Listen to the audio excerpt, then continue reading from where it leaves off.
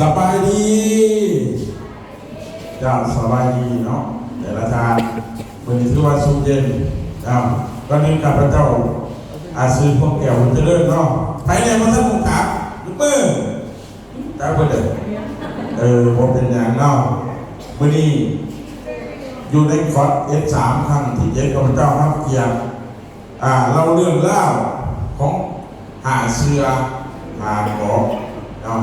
หาเสือที่มีเสืออย่างแน่หาเกาะที่มีเกาะอย่างแน่และกันหนึ่งศรัทธาอย่างแน่เนาะมื้อนี้ข้าพเจ้าที่เป็นเรื่องเล่าสู่ท่านฟังเนาะแต่ว่าก่อนสิไปเล่าเรื่องเล่าตรงนั้นมารู้จักกับข้าพเจ้าก่อนว่ามาจากไสเนาะข้าพเจ้าเองก็เป็นคนบ้านนอกบ้านนาเนี่ยได้หลายทางเนาะอาชีพกับสร้างอาหารเหมือนกันนั่นแหละแต่ว่าเติบโตมากหากินด้วยตัวเองมาแต่อายุ16 ปีรับด้วยรับราชการเป็นพ่อค้าเป็นทุกอย่างที่เป็นเงินและสินทรัพย์เนาะยกเว้นเป็นการอื่นมาเลยเนาะเรื่องเล่าของความตัวเองเนาะอันนี้คือทุกทานบางทานอาจจะคุณจักว่าจักห่วงอุดมการเนาะเคยขายน้ำกันเนาะฉะนั้น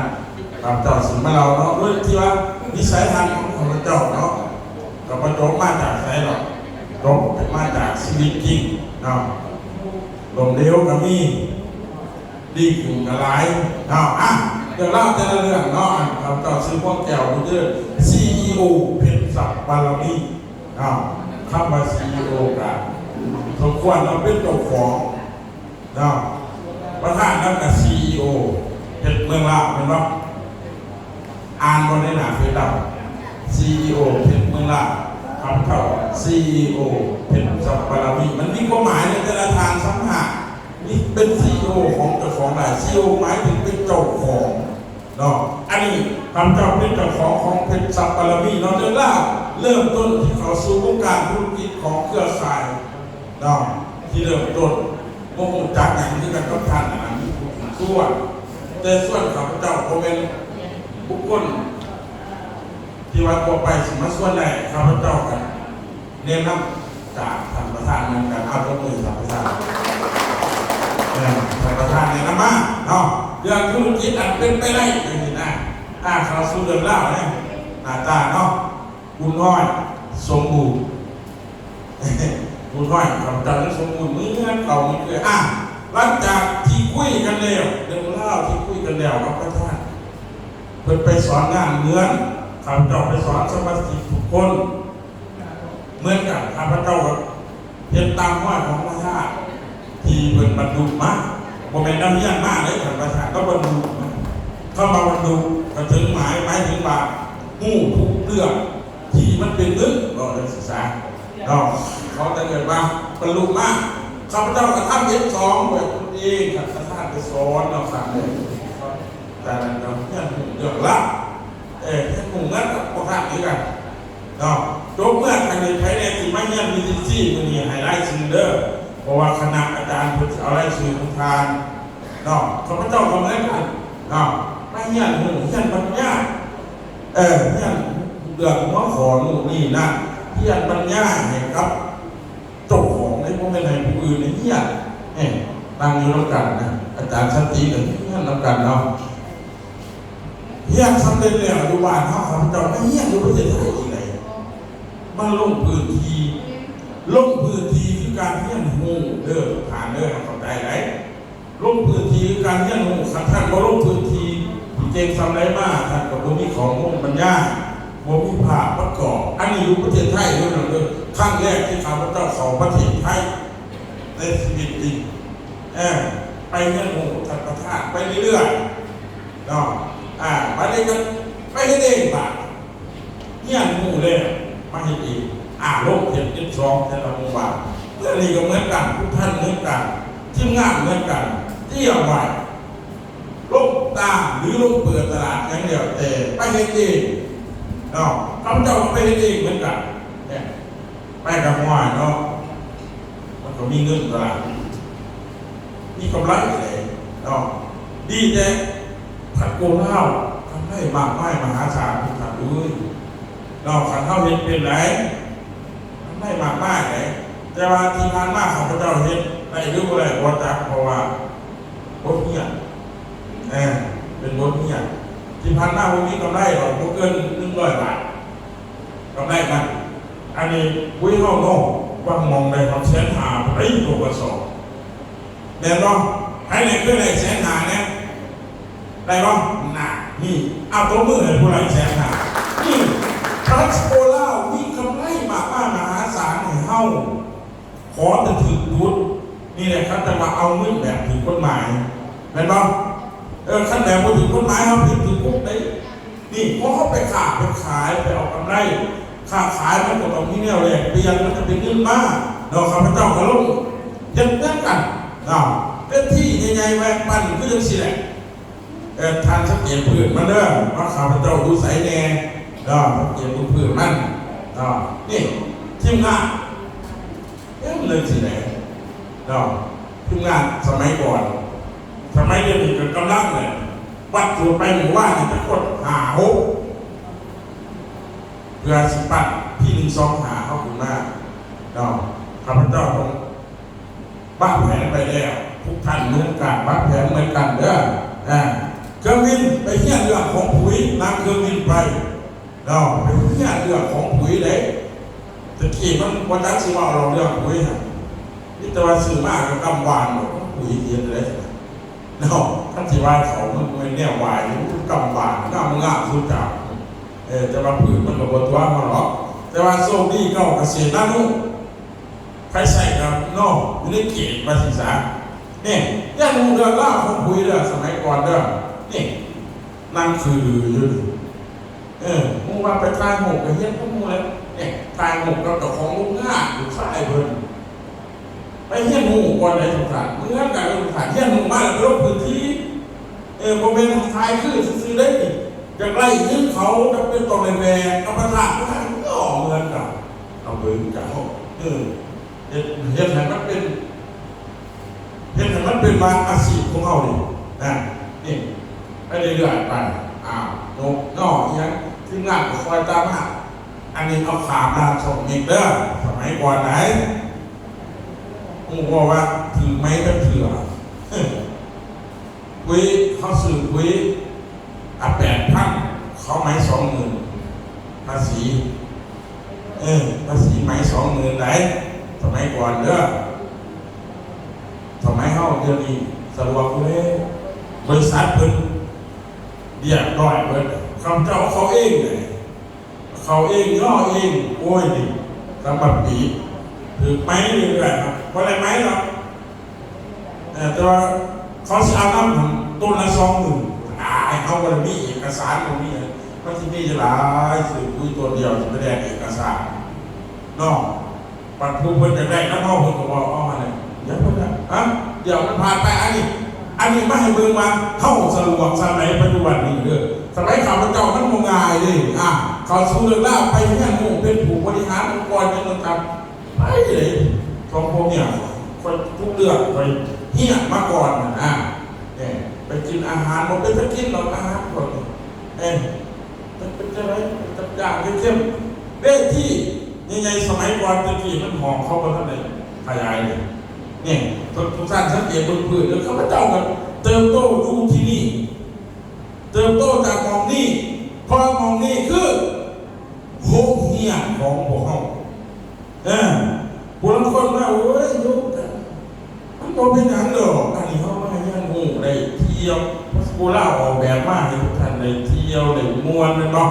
ได้วิ่งได้เหมือนคืนแต่การอะไรเฮียนี่ข้าพเจ้าเหมือนกันเหมือนทุกท่านเหมือนกันผู้นำทุกท่านเขาพาบอกอีกมากเลยแล้วนะเจ้าละอันเขาพาผู้นำรุ่นก่อนเขาผมเป็นธรรมดาเลยเด้อพวกเขากับนี่ยังกับฝึกไปหลังจากนั้นหลังจากเมื่อเจ้านี่ไปเฮ็ดเองเองพวกเขาโชคดีมีบริษัทมีหอการมีหอประชุมขน้อยเป็นเสาโรงแรมเองเฮ็ด2 ถึงตื่น โรงแรมแต่ละมองบ่ธรรมดาเลยเด้อระดับ5,000 บาทถึงเมื่อได้ค่าเช่าห้องเขาซื้อเลยดูปากเสียเขาพวกเขามันโชคดียิ่งมากของการเขาเลยจัดกันดูดังในคือไฟบริเสียเลยเนาะแต่แถมผู้จัดการอย่างของเขาพอแบบนี้สมัยวันโมกี้ทุกท่านเลยลงทะเบียนในแต่ละทางเข้าบริษัทโบราณเนาะแต่การเห็นพวกแม่ที่ขึ้นซุ้มมือดีพวกแม่ที่สง่าผ่าเผยโจ้ไหนจอดย้อนยานบ้างเขาจะได้เงินเขาฟรีเขาไปจอดรถจึ๊กเอาเงินเขาหลุดไหนนะครับพระท่านเรื่องนี้เด้อเคยเจอเนาะเอาวิธีงานเกิดขึ้นจากX2 เซ็นเตอร์มากมหาศาลเลยครับเกิดขึ้นมากนี่ที่อันคุมก็ประธานที่อันคุมแล้วเป็นประธานก็ไปยุ่งมองนี่มากตลอดทั้งปีไป18 ปีประธานเติบโตจากมองเนาะส่วนชีวิตทุกวันนี้ประธานเราอยู่ดีเลยเบิ่งสังเกตตรงพื้นมันเนี่ยข้าพเจ้ากับนึ่งเนี่ยฮะเป็นลูกศิษย์ลูกหาเราทุกท่านเหมือนกันทุกท่านตามมากนะทุกท่านเป็นลูกศิษย์ลูกหาเหมือนกันก็หาเงินไปเรื่อยคือเพิ่นบอกให้ฟังว่านี่เลยเขาเหมือนกันทุกท่านเลยเขาเหมือนกันเนาะนี่ทุกท่านก็คอนเดียวกันนี่แหละเปิดใจตัวเองยากไปเรื่อยเนาะเนี่ยเรื่องที่เนาะวันนี้นี่งานคือพวกเขางานที่1 2 หากำลังเกิดขึ้นส่วนนี้เป็นบ่เดี๋ยวพวกเขาหวานตกบุญพวกเขาเด้อเนี่ยสมัยก่อนก็เป็นเขาพวกเฮ็ดเด้อที่1 2 หาเด้อพวกแจกซ่องหมอกกันเนี้ยกระถึกตอนนี้เขากระจายไปเลยเนาะ2 ซ่องอันนั้นก็เป็นที่1 2 หาเนี่ยอยู่ในห่วงของที่1 2 หาซื้อเนาะปัจจุบันต่อไปมันจะได้แจกให้ที่1 2 หากูที่นี่สมบูรณ์แล้วอันนี้แต่ละแผงแต่ละเมื่อก็จะแจ้งคำเจ้าเสาเงี้ยเองจับเองเซ็นเตอร์แต่ว่าผมเคยผ่านได้ละจับเซ็นเตอร์มาได้แล้วครับตามสูตรเป็น100,000 บาทถึงเมื่อเท่าไหร่4 5 คน10 คนเลยเนี่ยจุกกันแต่ว่าเช่าของแท้ณปัจจุบันนี้4 ชั่วโมงต่อ1 ล้านของแหมขาวของแหมซื้อไหนว่าท่านในบอกเรื่องซื้อน้ำไหนสมาชิกสมาคมสมัยก่อนเนาะนี่ปืนติดตามเรื่องนี้พวกเขาใครแน่เนี่ยว่าได้ถือปืนติดตามไปทำของมันเนาะไปตามนุกบอกเป็นอย่างประธานเนาะไปเห็นตามนุกสมัยก่อนถือปืนของไปของมันในสมุนขั้วทางก็ได้มี2 หาได้นี่เขาถือแต่ว่าเขาเรียนเป็นยังไงเนาะเป็นเนาะลูกเวทภูมิตัวนี้เด้อ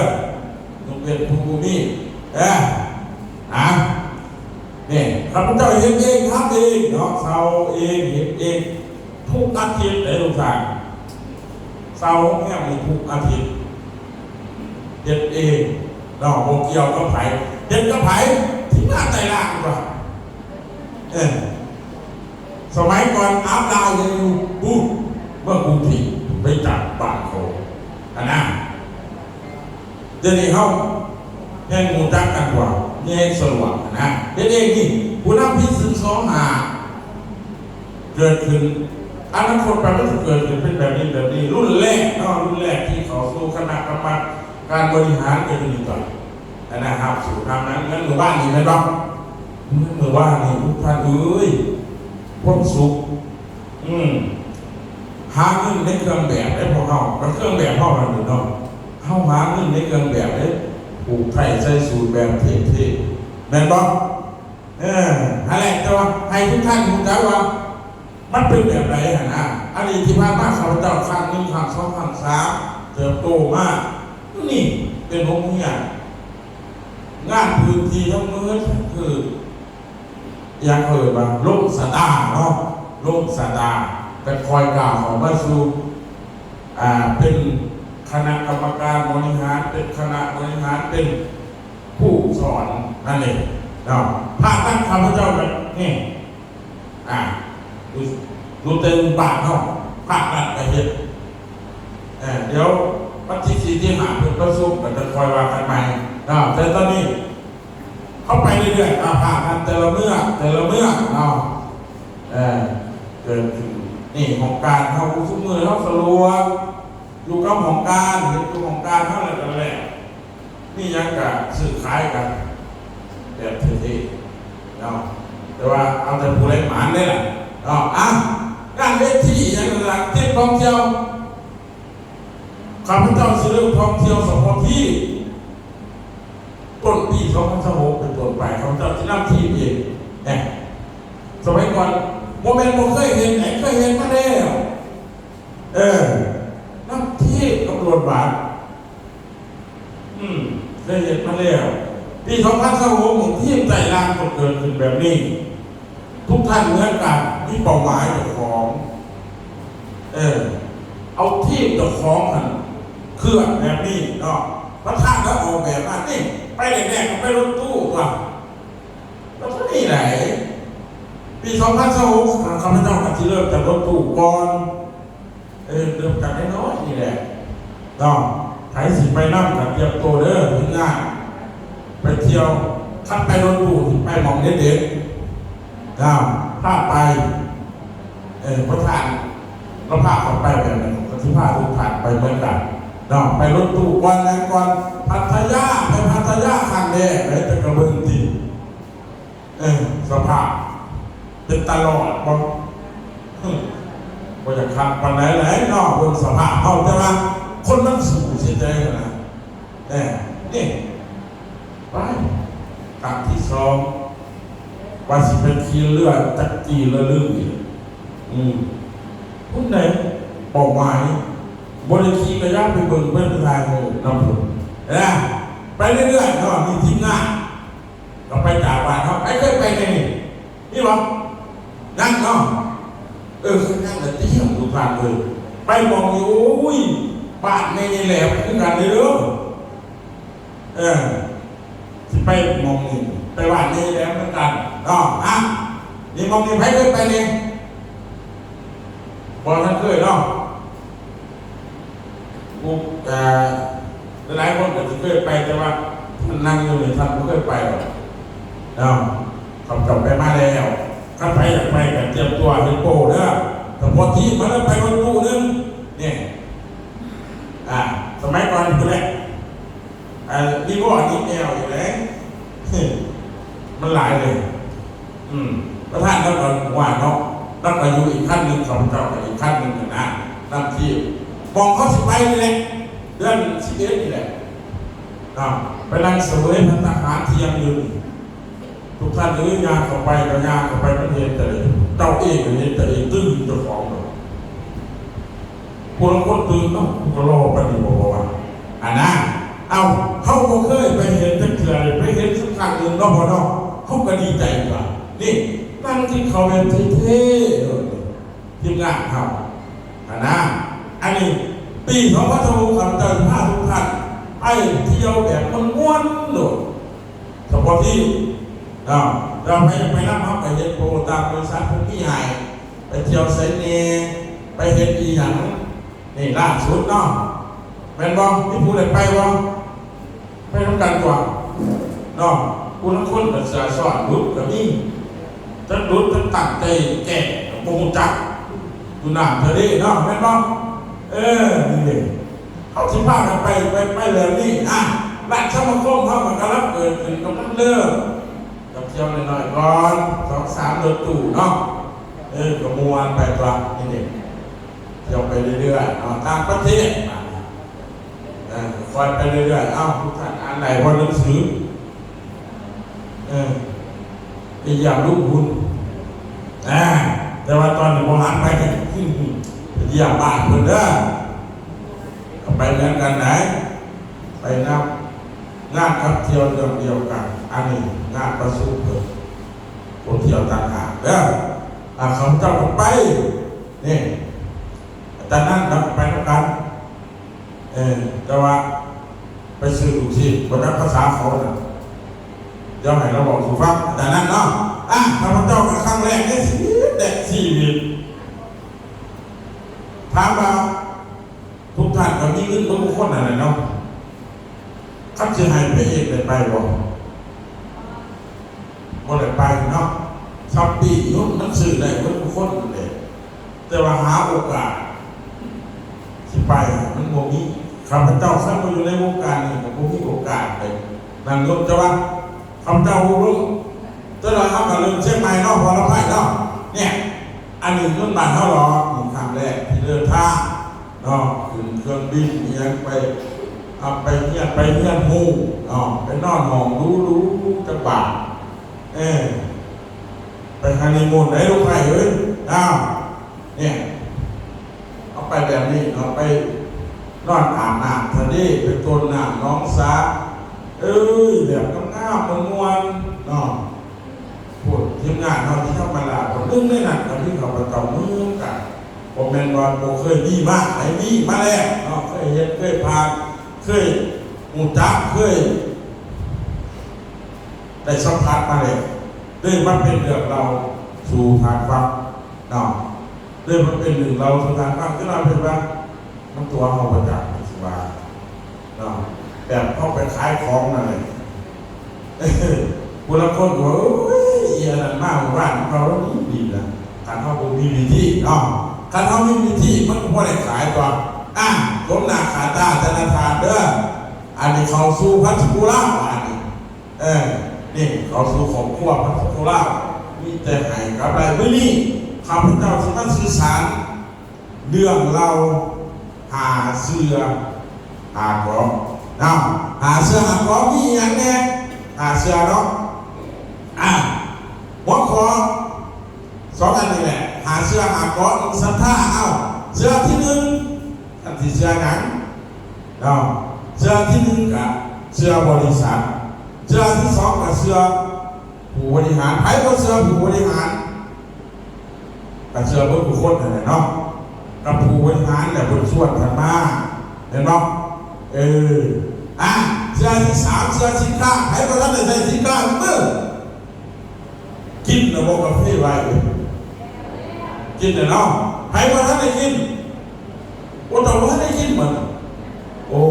ยังมองท่านได้กินบ้านน้ำไผ่ล่ะสหายสุขสวัสดิ์โอ้เรากำลังมาที่นี่โอ้สัมภวะว่าท่านได้เสวยไว้เองอยู่ถามดูเพิ่นเสวยเดี๋ยวเริ่มว่ารสชาติสรรพคุณมันเป็นยังไงอันนี้เสื้อที่สามคือเฮ้าเสื้อสินค้าของพัสโกบำรุงดียังไงเสื้อที่สี่เสื้อการตลาดแผนการตลาดแผนให้เฮ้าอะไรเรื่องอะไรในเรื่องนี้จะแผนปูมาก่อน3 แผนบ้างอันนี้คือความสหายทุกท่านเชื่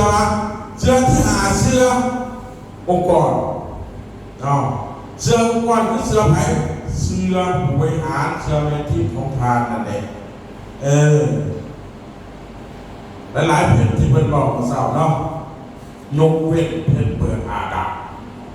ท่านเพจเปิดอาลาจะไปเชื่อไหมถ้าน้อยเขาก็สิเปิดอาลาคือกันก็เพจเนี่ยเป็นบ้างต้องเสื้อผู้ที่เพิ่นบอกว่าตอนสอนเนาะเสื้อระบบเงียบเท่ากันที่เขามีเงียบระบบเสื้อบริษัทคือพระธาตุเพิ่นบรรลุมาแล้วเพิ่นผ้าเขาเห็ดผ้าเขาทำผ้าเขาหาเงินของกระเป๋าเนาะเสื้อพระธาตุเสื้อบอสใหญ่นะสิเป็นผู้เป็นวงสาวมาติ๊กต่องให้เขาเลยเงินเป็นหุยมาเขาขายเอากำไรนั่นเองท่านพระสิโกคือว่าเนี่ยเพิ่นกระดอกไปแล้วเนาะเสื้อมาหนึ่งเสื้อนี่เสื้อผู้บริหารกันนี่แหละองค์การต่างๆเขามีทุกท่านเลยว่าต้องเป็นห่วงองค์การต่างๆเขามีแต่ละขันเบาไล่สาไล่ยกเว้นจะยืมเงินเพื่ออาจารย์เงินสุนทรวะเนาะยืมอะไรเยอะแต่ว่ายืม100แค่1,000ให้ยืมจะยืมบ่มีเนาะบ่มีก็บ่ต้องยืมเสื้อสินค้าบ้านเสื้อสินค้าให้ได้กินแล้วแต่ว่าโอเคเห็นบ่ตอบโจทย์ บอกว่าคุยมันติดตัวเขาบอกเนาะพอมันใส่ยูสวนเป็นอะไรบอกโอเคไหมบอกแน่อันนี้ผู้เสือสินค้าจริงใส่จริงน้ำใส่จริงเป็นบอกพอผ่านเป็นบอกนั่นเองผู้ใส่จริงก็ต้องเสื้อต่ออันนั้นมันก็ตอบโจทย์ให้หลายๆอย่างเนาะเสื้อมันก็ว่าบริษัทอันเนาะบริษัทเท่านี้มีงานมีเงินมีเที่ยวมีมวลอีกไหนเห็นป่ะที่สำคัญมีวิ่งอีกเลยมันขึ้นสรุปจบในระบบอย่างเนาะมันขึ้นในวันนี้อีกเชื่อระบบเชื่อแผนการตลาดทุกอย่างทุกท่านซื้อเห็นป่ะการเข้าบนเชื่อเขาของโบมาเลยเนาะนั่นที่เราคำตอบเชื่ออันนั้นคือเชื่อเกาะวันนี้เขาจะเกาะอีกอย่างไงโมเมนต์เกาะสมุยเกาะยังไงโมเมนต์นี้น่ะเรื่องฐานเรื่องเชื่อก็คือคนเชื่อเขาเชื่อองค์กรเชื่อผู้บริหารเชื่อบริษัทเกาะคือเกาะที่หนึ่งคือเกาะบริษัทอย่าห่างเหินกิจกรรมอย่าห่างเหินทุกงานอย่าห่างเหินผู้บริหารเนาะรถที่ผู้บริหารเขาสิพาเขาเห็นอย่างบ้านแผนจังไหนไปหาเงินจังไหนแม่นบ่นี่แหละคือเกาะเกาะผู้บริหารเพิ่นสิพาเขาเห็นอย่างมีว่าแผนกันเกาะสินค้าบ้านเกาะสินค้าถ้าทุกท่านบ่กินบ่น้ำใส่ทุกท่านสิไปเปิดบาร์กับธุรกิจใดบ่เมื่อไหร่มันบ่มีเนี่ยว่ากาแฟไม่รสชาติมันเป็นยังไงแซ่บดีพนันสอมันโมเมนต์ทีแล้วบอกว่านั่นแหละแต่ว่าก่อนที่สินค้าคือการกระเพราใส่เองเก็บเองทำเองอันนี้เขาเรียกว่าเกาะสินค้าเกาะแผนการตลาดทุกท่านภายในหูแผนการตลาดที่ตอบคะแนนมากเลยสไลด์ทุกท่านเฮียนน้ำเมียทีของท่านเด้อเพื่อเขาสิไปเอาเงิน MLM นั่นเองให้ทุกท่านเป็นทุกคนต้องเป็นเพราะว่าเขามีระบบเฮียนสอนทุกท่านอันนี้คือก้อนที่4ก้อนที่5มันก้อนระบบพื้นผ้าเป็นอย่างคือพวกเขาใส่เสื้อนี่เนาะล้วนแล้วจะเป็นระบบกันบ่มีระบบตัวนี้เขาก็บ่มีเสือเขาก็บ่มีเสือใจแน่นอนนั่นแหละเพราะที่ระบบว่าที่เป็นระบบบริหารระบบครอบครัวระบบขยายองค์กรทุกทางเฮียนงูเนี่ยก็ไปขยายไปเรียนไปทำเพื่อไปหาเงินของเขาอะไรวันนี้1ศรัทธาอย่างนี้เองศรัทธาเขาอีกใครพอศรัทธาจะของมือบ่มีเนาะใครศรัทธาจะของมือเมื่อคนโต๊ะมือให้คนศรัทธานี่เพราะว่าเขาเองมันก็ต้องศรัทธาเขาเองว่าเขาสิเห็นอย่างแน่มันก็ต้องมีการวางแผนเป็นบอกว่าแต่สิเห็นส่วนในวางแผนเนาะนั่นเองบอกว่าแผนหลอกมัวมันบอกเป็นส่วนเลยเนาะนั่นบอกนั่นเองก็ต้องว่าแผนหลอกมัวปลูกมือไรหลอกมัวมือไรเสร็จว่าอันนี้เหมือนกันเลยหมดนะมันจะเอาเสียส่วนเลยเนี่ยเนาะก็ติดกิจกรรมอย่างต่างๆของเขาเป็นอันจะมีโรคแพร่เรื่อยๆมันเป็นกิจกรรมของเขาเป็นกิจกรรมของเขาหนึ่งเนี่ยที่บุคคลแล้วก็ทีมแล้วก็บริษัทแล้วก็ตัวเฮาไปเรื่อยๆมันจะอยู่ร่วมกันได้ถ้าเฮาบ่สนใจเรื่องเล่าพวกนี้มันก็อยู่ร่วมกันบ่ได้แล้วเนาะตัดสินค้าเหมือนกันถ้าเราใส่ไว้เนี่ยก็บ่เป็นไปบ่ได้ไปดิทุกท่านขับเคลื่อนเขาสิขับเคลื่อนอย่างแน่รักก็คือขับเคลื่อนเขาเองมาก่อน เหมือนข้าพเจ้าที่ผ่านมาก็น่าเข้าไปฟังเมียเว้าแน่มุงเว้าแน่